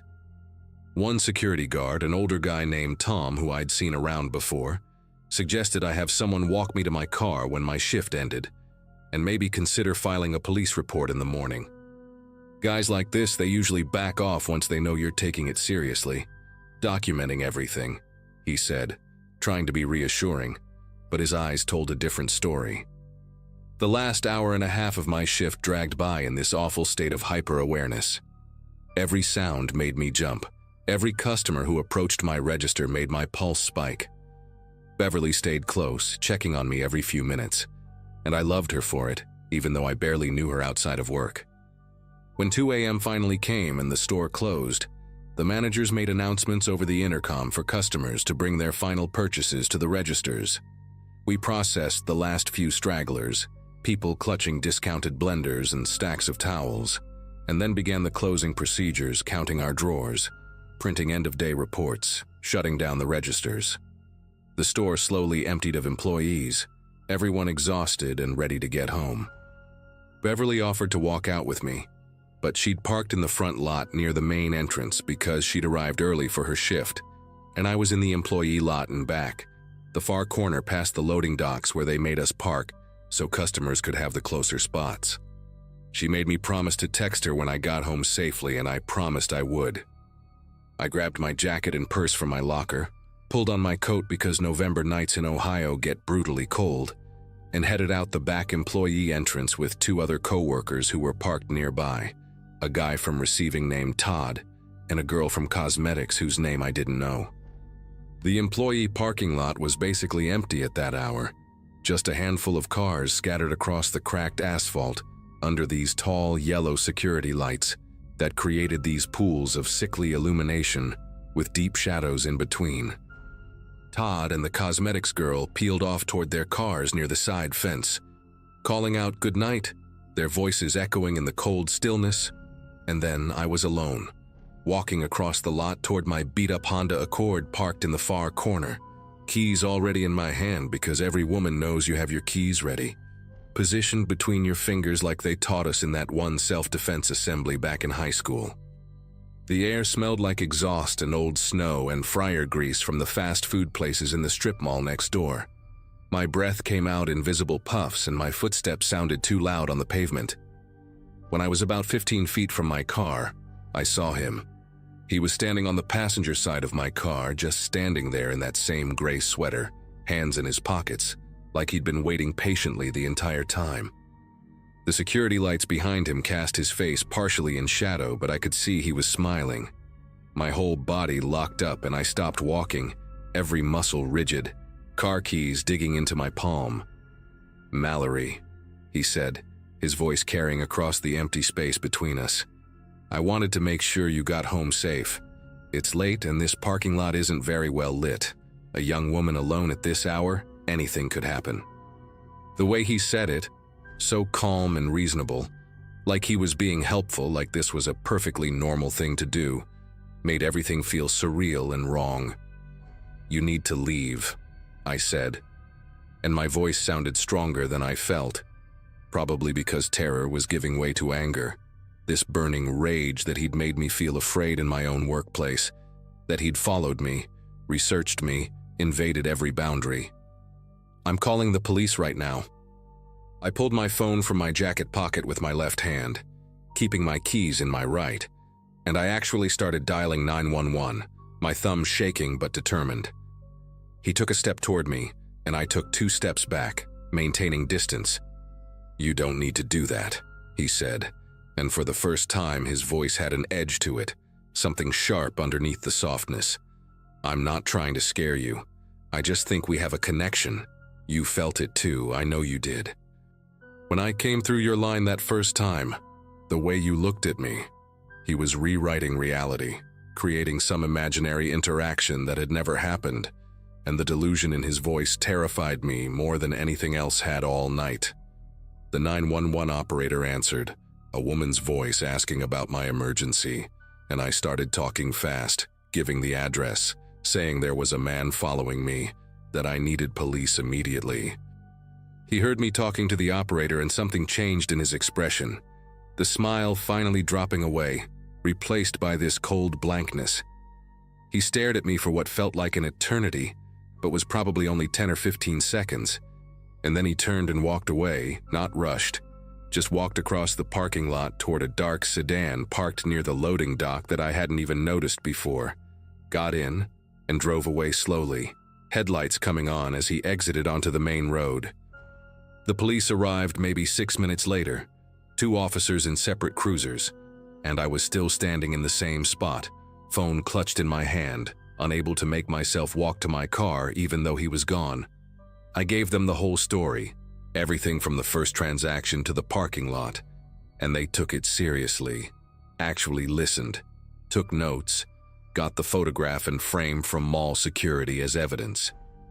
They pulled security footage from the store cameras and got clear images of his face, ran the plate number from the dark sedan that the loading dock camera had captured. Turns out he had a record, 2 prior incidents in different counties involving following women from retail locations, restraining orders filed against him by a woman in 2014 and another in 2016. The detective who called me 3 days later said they'd identified him, issued a warrant, and arrested him at his apartment in the suburbs. They charged him with stalking, criminal trespassing in the employee area, and harassment. I had to go to court twice, once for a restraining order hearing and once months later when he took a plea deal, and both times I saw him sitting there in a button-down shirt looking so ordinary, so harmless, and it made me sick thinking about how many people probably passed him every day and never suspected anything. I quit Penny's 2 weeks after Black Friday, couldn't stomach going back even though I needed the money.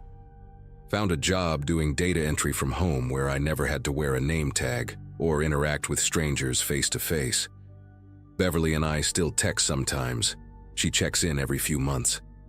The whole thing taught me to trust my gut, that uncomfortable feeling when something isn't right, and to not worry about being rude or making a scene when someone crosses a line. I wish I'd called the police the second he mentioned my Facebook, or when he appeared in the storage area, instead of waiting until I was alone in a dark parking lot. But I did call them when it mattered most, and that's what got me out of there. He violated his restraining order once, showed up at the coffee shop where Austin worked about 5 months after the court case, just sat there drinking coffee and staring, and the barista called the cops immediately. That violation sent him to jail for 6 months.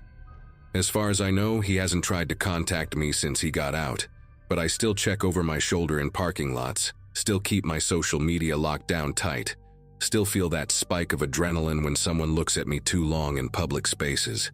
Some experiences just change you permanently, reshape how you move through the world, and that 12-hour Black Friday shift definitely did that for me.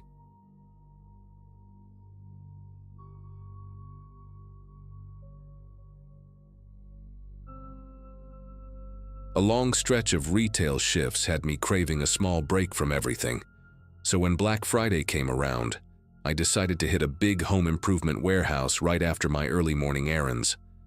My plan wasn't glamorous. Grab a few storage bins, a set of shelves for my tiny laundry room, and a toolbox I'd been eyeing for months. The place was a madhouse the moment I stepped inside. People were squeezing past each other, carts packed high with oversized boxes, voices echoing off the high ceilings like we were all trapped in a metallic canyon. I remember weaving through the aisles thinking about how ridiculous it was that people could get so intense over discounted drills and winter heaters. Still, I was in a decent mood. I had a list, a cart, and a quiet evening waiting for me at home. Nothing about that morning hinted that it was about to take a very different turn. While I stood comparing two different shelving units, both nearly the same size but one with slightly thicker brackets, a man with a faded orange vest approached me from the side. His vest looked older than the ones I had seen other workers wearing that day, the color almost washed out, and one of the pockets was torn like he'd snagged it on something sharp. He spoke with this oddly friendly tone, saying I was looking at the wrong stuff, and that the real deals were in the loading dock area where they kept bulk inventory. I remember blinking at him, trying to figure out how I hadn't noticed that section on the Black Friday ad. He insisted it was where they kept the pallet-sized markdowns, too big to put out on the main floor with the crowds. It sounded strange, but the store was chaotic enough that it didn't immediately raise alarms in my head. I followed him through an aisle that seemed unusually empty compared to the rest of the store. The farther we walked, the colder the air felt, almost like the ventilation back there wasn't meant for customers. I noticed dust collecting on the edges of the shelves, which was odd considering how frantic the rest of the store was. At one point, I asked him how long he'd been working there, trying to make casual conversation, and he answered with a laugh that didn't match anything about his expression. It was this dry, flat sound, like he was pretending to react rather than actually reacting. He pointed toward a set of swinging doors at the end of the row and told me that was the shortcut to the receiving area, where the real bargains were waiting. The moment I pushed through those doors, the noise of the store vanished behind me. No carts banging, no announcements blaring from the speakers, no frantic chatter. Just a massive warehouse space stretching out in dim, uneven lighting. My guide didn't follow me inside. I only realized that after a few steps, when I turned to make a quick comment about a stack of oversized boxes and saw nothing but the swinging doors drifting shut. Something about the silence made my chest feel uncomfortably tight, like the air itself was holding still. I spotted my reflection in a metal panel leaning against a crate, and remember thinking I looked out of place in that huge, empty maze of shelves and pallets. That's when 3 people stepped out from behind a row of tall storage racks, blocking the way forward with this strange, forced sense of confidence, as if they had rehearsed their entrance. The 3 of them stood there like they'd been waiting for me specifically. The guy in front had a shaved head and wore a gray hoodie that looked brand new except for a dark stain near the cuff, and the 2 behind him seemed to hover just a step too close, like they wanted me to know they weren't really letting me leave. The one on the right, a woman with a sharp jawline and short auburn hair, pointed at my cart and said I'd cut in line earlier, that I'd pushed my way through the crowd near the paint section and taken items that didn't belong to me. It sounded absurd, especially because I hadn't even gone near the paint section. I told her she must have mixed me up with someone else, but the man in front shook his head slowly, like I'd just told a lie he already expected. Their expressions didn't show anger exactly. It felt more like they were trying to corner me into compliance, to see if I would hand things over without questioning their claim. I took a small step back, and the echo of my shoe on the concrete floor felt way too loud in that cavernous space. The guy in the hoodie told me to just give them the cart and there wouldn't be any trouble. His voice didn't rise or crack. It stayed calm in this unnerving way, like he had nothing to lose. The woman started circling slightly, angling herself toward my left side, and I felt this sudden awareness of how huge the warehouse was, how the aisles stretched in every direction like a maze. The overhead lights flickered in long intervals, leaving pockets of dimness between sections of brighter lamps. For a second, I considered yelling for help, but the loading area was too far removed from the main store. I doubted anyone would hear me over the constant crashing and clanging of Black Friday chaos. Instead of arguing, I gripped the cart handle and nudged it toward them a bit, pretending I was giving in while keeping my weight shifted like I might bolt. That tiny motion seemed to relax them, just enough for the woman to stop inching closer. She told me to step back and they'd handle the rest. But the moment she turned her eyes toward the cart, I pivoted and darted into the nearest aisle of the warehouse, pushing myself between 2 stacks of boxed garden equipment.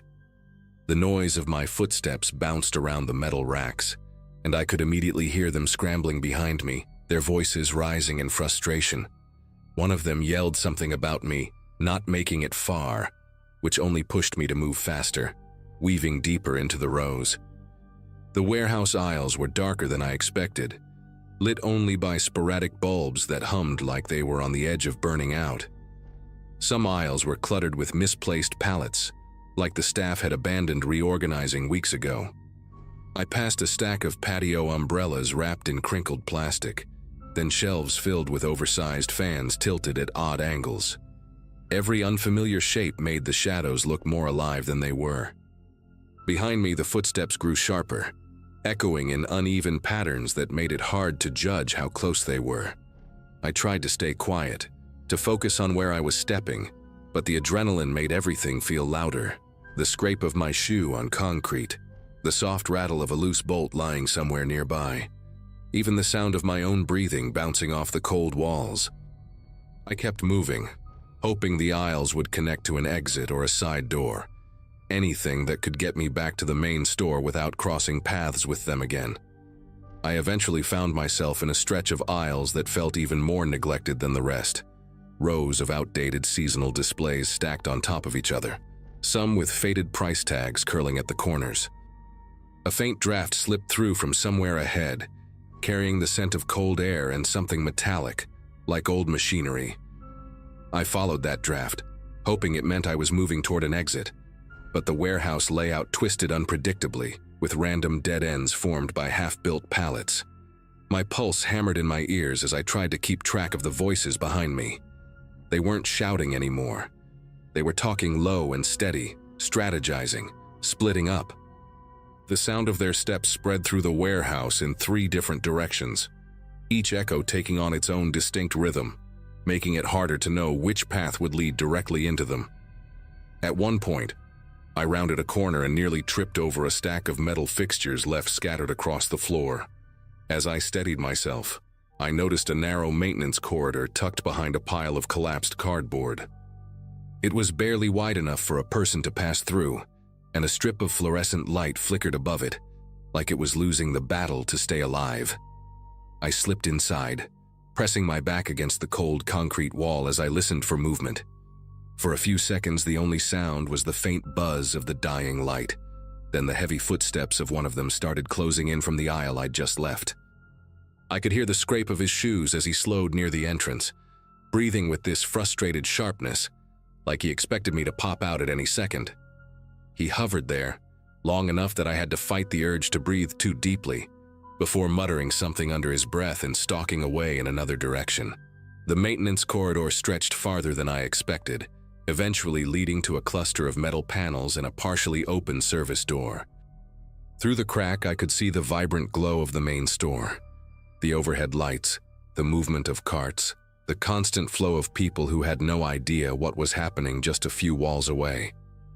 That glimpse of normalcy hit me hard.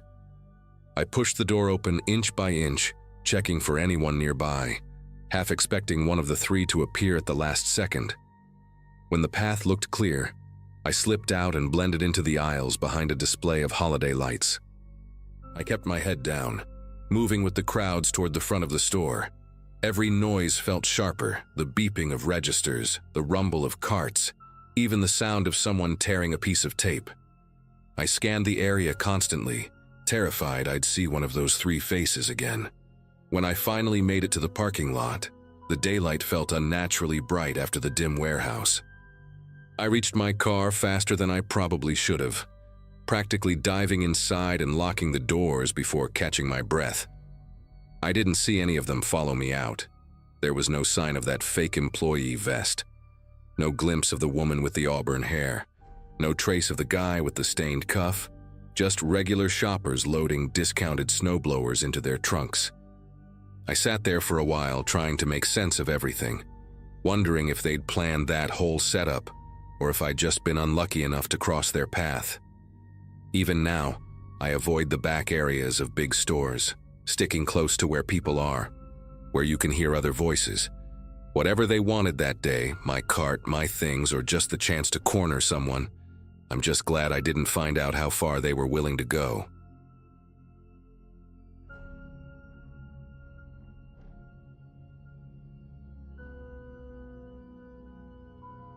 Most years I tried to avoid the Black Friday chaos, but that day, I had promised myself I'd finally replace a bunch of things in my apartment and pick up some gifts early. By late afternoon, I was carrying more bags than I should have even attempted to manage, and my arms felt like rubber bands ready to snap. I'd been jumping between stores since sunrise, and the crowd just never eased up. By the time I reached the pickup area outside the mall, the cold air hit me like a blessing. I remember trying to balance everything at my feet while waiting for my Uber, wondering how ridiculous I must have looked with bags stacked up to my knees. I just wanted to get home, put everything on the floor, and breathe for a second. The car pulled up, a dark blue SUV with the windows slightly tinted, and the driver leaned across the passenger seat, giving me this enthusiastic wave like he already knew me. His name on the app was Mark, and he looked like a guy in his late 40s with a trimmed beard and a baseball cap that had a faded state logo on the front. Something about him felt like he was trying a little too hard to be friendly, but I chalked it up to holiday stress. When he got out and saw the pile of bags, his eyebrows shot up as if I'd just hauled a treasure chest out of the mall. He started asking questions before we even loaded anything. What I got, which deals I caught, which stores were the best this year. His curiosity felt oddly precise, almost like he was taking inventory. Once everything was finally in the trunk, we settled into the ride, and he kept the conversation laser-focused on my purchases. Not in a casual, holiday shopping way. He wanted details. He asked how much I spent on the electronics, whether the clothes were for me or someone else, which brands I chose, whether anything was limited edition. At first, I thought maybe he was just trying to pass the time with small talk, but his tone carried this intensity, like each answer mattered to him on some personal level. Every time I tried to shift the conversation to something lighter, he circled back to the bags. I remember watching the rearview mirror and noticing how often his eyes flicked upward toward me, as if he was trying to read my expressions along with my answers. When we pulled up in front of my place, I felt so relieved to be home that I almost ignored the way he didn't drive off immediately. He helped me unload the bags onto the porch, wished me a good night, and then paused by the edge of the driveway. I assumed he was checking the app or the GPS for his next ride, so I didn't pay close attention. Inside, I dropped everything in the living room and flopped onto the couch for a minute. When I got up to lock the door, I glanced outside and noticed the SUV still idling a few houses down. I told myself he was probably waiting for another ride request and didn't think much of it. But something about the angle he parked at gave me a weird jolt, like he'd been facing my house deliberately. I tried to shake it off and went to unpack. About 20 minutes later, while sorting the boxes in my living room, I heard the soft chime from my phone, the notification from my doorbell cam. At first, I assumed it was a neighbor, or maybe a package I forgot I ordered, so I tapped the screen without thinking. The moment the video loaded, a sharp tension hit my chest. The SUV was back. Same dark blue, same worn-out state logo on the cap, same driver stepping out and walking straight toward my front door like he belonged there. He wasn't holding a phone or pretending to drop something off. He was scanning the front of my place like he was memorizing it. The camera caught him leaning slightly toward the door, his hand touching the handle as if testing the weight of it. I just stared at the screen, trying to make sense of what I was seeing. I paused the video and went back to watch the earlier clip, the one from when he first dropped me off. That's when I noticed something that made me sit down automatically. He had taken photos of my house before leaving. Quick, subtle movements, but clear as day once I knew what to look for. He'd pretended to stretch his arm to adjust his cap, but the camera in his hand had been pointed directly at my windows. I replayed it 3 times, feeling this growing sense of violation bubbling under my ribs. This wasn't curiosity anymore, or even nosiness. He wanted information, my layout, my entry points, maybe even whether I lived alone. I stayed near the door with the deadbolt secured, and every light inside turned off except the one by the hallway. Watching the live feed made my throat tighten. Mark circled the porch once, as if trying to see through the frosted glass, and then stepped toward the side window near the kitchen. He cupped his hands around the edges of the glass to look inside. I remember standing absolutely still, barely breathing, feeling the weight of the silence inside my home. The thought of him knowing exactly where my shopping bags were, expensive electronics, brand new clothes, sealed boxes stacked right where I left them, made everything feel 10 times more unsettling. He stayed outside for maybe a full minute, but it stretched out in my head like an hour. Then he walked back toward the SUV, but he didn't leave immediately. He sat there with the headlights off, engine humming low, as if waiting for something. I didn't know if he expected me to open the door or if he was checking whether anyone else lived here. I remember moving slowly toward the back of the house, thinking through every possible scenario, calling a friend, dialing 911, or just grabbing my keys and slipping out through the back gate. The whole time I kept watching that little screen in my hand, counting the seconds and hoping the SUV would eventually back out and disappear from the street. The SUV finally rolled away, but my nerves didn't settle. I kept replaying everything that happened in my head, trying to understand why a complete stranger would come back to my house after dropping me off. The more I thought about the way he questioned me in the car, the more it all lined up in a way that made my jaw clench. He hadn't been making conversation, he'd been gathering details. I didn't want to sit there waiting for him to return again, so I grabbed my phone and called the non-emergency police line, explaining everything as calmly as I could. They sent a patrol car to drive by, and the officer who spoke with me told me to stay inside, lock everything, and save the footage in case things escalated. Hearing someone else take it seriously made my pulse slow down just a little. After the officer left, I walked through my place, securing every window and checking every blind. I remember noticing how loud the house felt when it was quiet. Every click of a lock echoed like I was inside a much bigger space. I stacked the shopping bags in the hallway, far from any window, in case that had been what caught his interest. I kept thinking about how he paused before leaving earlier, how he tried to mask taking those photos, how he circled the porch like he was looking for weak spots. Even with the police making rounds, I didn't shake the feeling that he might try again once the street got quieter. I sat on the couch with my phone in my hand, doorbell cam open, waiting for any sign of that SUV. Hours went by without anything happening, and at some point I must have dozed off sitting upright. I woke up just past sunrise with the doorbell cam still open on my screen, and my living room washed in that pale morning light that makes everything feel distant and unreal. Before doing anything else, I checked the camera history again. No alerts, no movement, no car passing slowly by. For a while, I just sat there trying to understand what he thought he would gain from coming back, whether he wanted to steal something, or whether the interest he showed in my purchases had been just a small part of something bigger he'd planned. The uncertainty made me uneasy in a way that stuck with me for days. I ended up filing an official report later that morning, submitting every clip and every detail I remembered from the ride.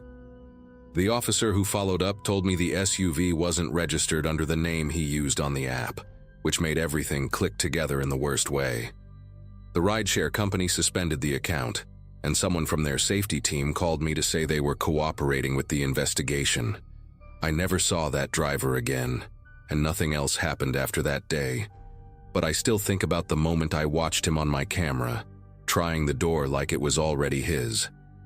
Even now, whenever I get home from being out late, I check the street twice before stepping out of the car. It's strange how fast a normal day can turn into something you never forget.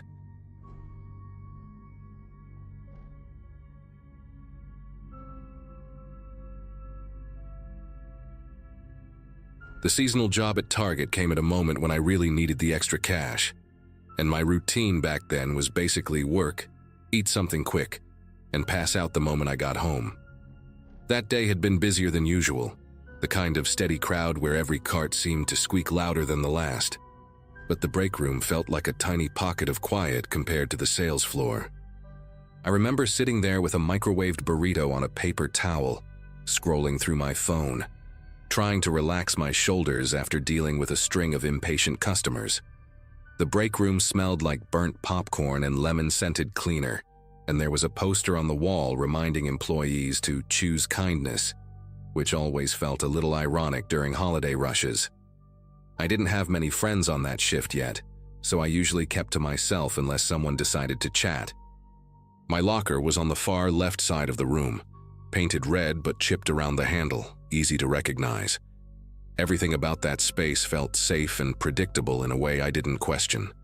The door opened with that hollow metal thud, and a guy stepped in wearing a Target vest slightly faded compared to ours, like it had been washed too many times. He looked mid-20s maybe, tall and lean, with dark hair that stuck out slightly like he hadn't bothered to smooth it down. What caught my attention was the way he scanned the room before even acknowledging me, as if checking for someone specific. Then he smiled. Not forced, not strange, just a quick, friendly expression, and said he worked a different shift and was just trying to find a quiet place for a break. Something about the way he said it sounded odd, like he was improvising the sentence as it left his mouth, but I didn't think much of it. Seasonal employees bounced between shifts all the time, so I figured maybe he was new or covering hours for someone. He sat across from me and started talking casually, asking how long I'd been working there and whether I liked the store layout. Nothing too unusual at first, until he shifted into questions that didn't sound like the kind someone from another shift would really care about. He asked which doors employees usually used to leave at night, whether the managers stayed late, and if the security guy who walked the floor had a fixed route or just wandered. His tone never changed, still light, chatty, but the questions felt strangely specific in a way that made my attention sharpen. I tried to answer vaguely, shrugging, pretending I barely knew the details. He nodded a lot, like each little piece of information meant more to him than it should have. At one point, he even asked if the lockers were assigned or if anyone could just take an empty one. I laughed it off, telling him we each had our own, but he didn't look away from the row of lockers when I said it. When my break ended, I tossed my burrito wrapper and told him I'd see him around, though I wasn't sure I meant it. I remember glancing back once before leaving and noticing him standing near the lockers, not heading toward the door like someone about to return to work.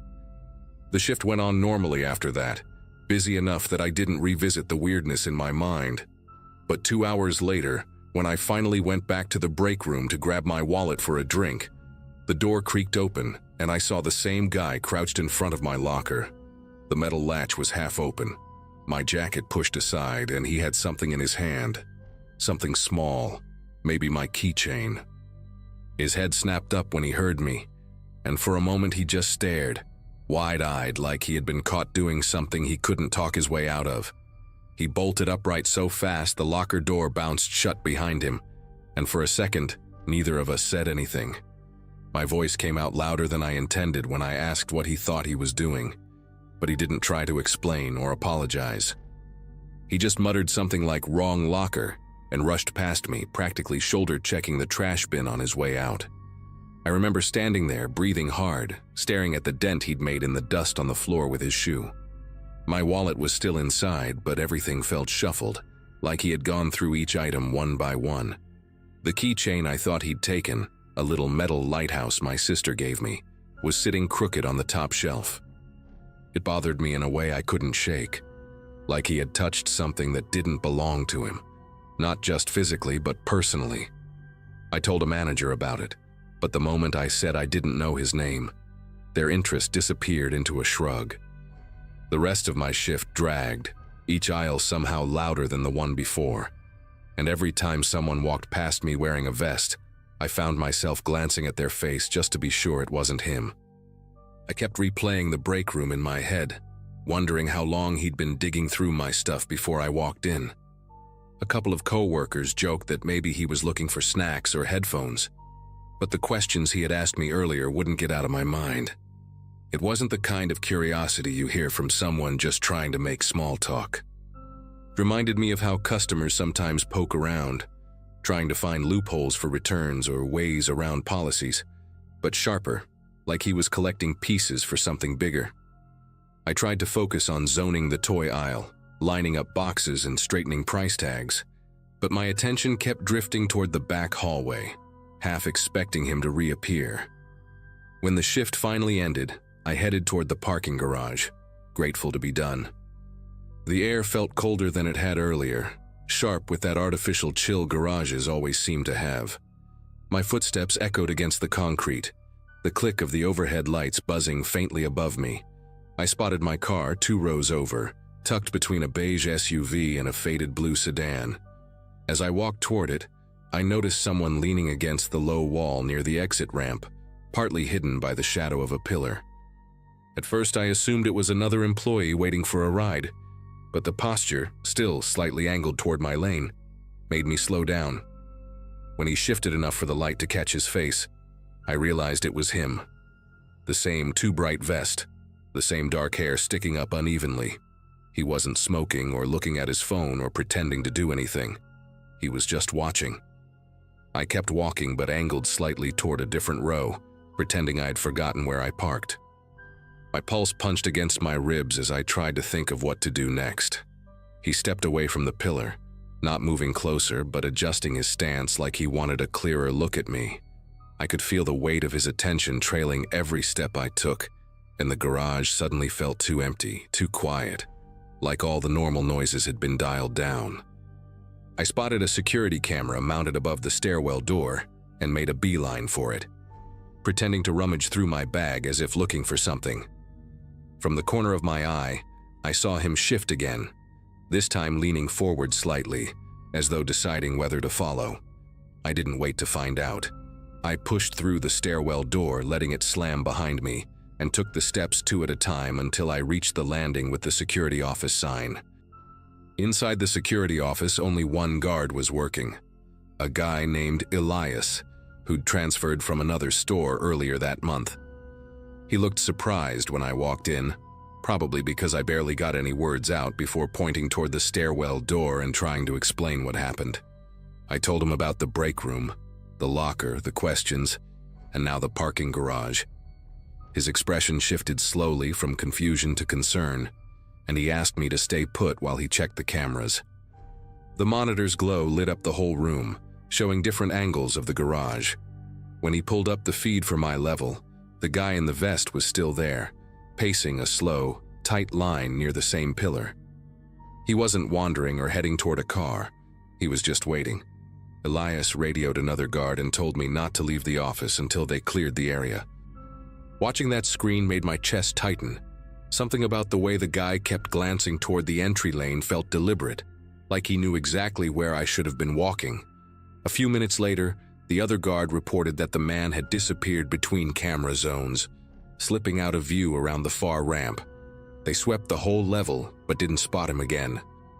Elias suggested escorting me to my car, and even though part of me felt embarrassed, like I was making a big deal out of nothing, I wasn't about to walk back there alone.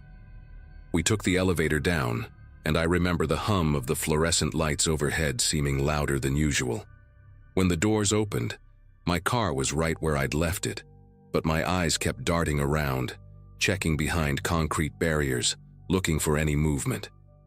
The 2 guards stood by while I unlocked the door and got inside, and I didn't relax until I was pulling out of the garage with the exit gate lifting in front of me.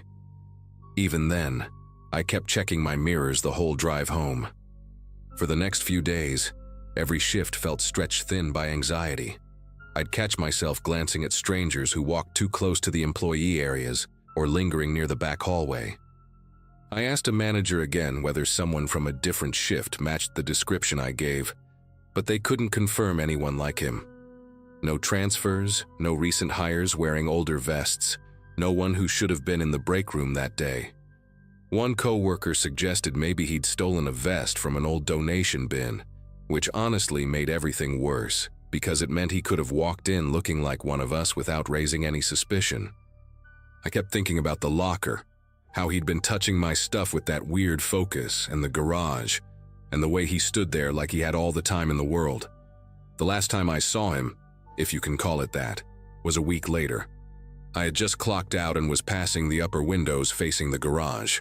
Below, near the same pillar as before, a man in a faded red vest stood briefly in the open, head tilted upward like he was scanning the upper floors. The angle made it hard to see his face clearly, but something about the stance matched him. Before I could get a better look, he slipped behind a parked van and never reappeared on the other side. I stood there for a long moment, trying to decide if I should report it again, but something in me said not to go back out there at all. I ended up calling a friend for a ride and stopped parking in the garage entirely after that. Nothing ever happened again, and no one ever figured out who he was or what he wanted. All I know is that the way he watched me wasn't casual. It felt like intention, like a plan I interrupted without realizing it. Even now, I still think about how close he stood to my locker and how easily things could have gone another way if I'd walked in just a minute later.